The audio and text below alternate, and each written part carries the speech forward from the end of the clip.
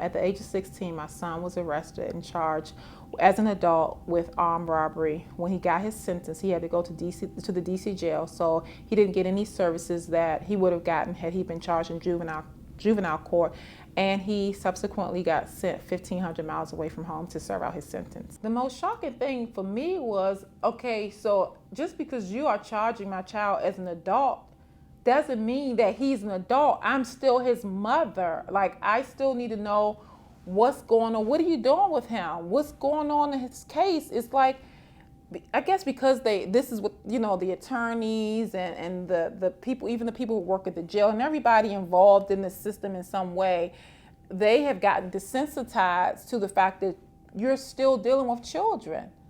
These are not adults, they're children. A lot of them still have family and support systems that need to be involved in what's going on with them.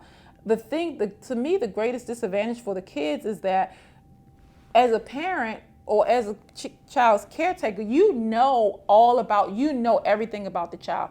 So you can have valuable input as how does this child need to be rehabilitated? What should we do? None of that was taken into account. Nothing, none of it.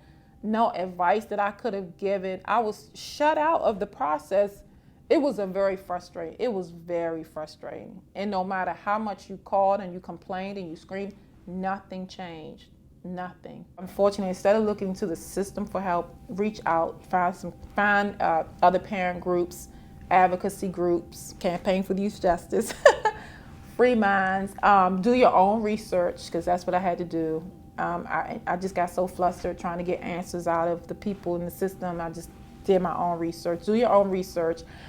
Don't be afraid to ask questions. Reach out to people who have been in similar situations, who can help. But the biggest thing I would say is do as much as your own. You have to take responsibility. You have to be your child's advocate.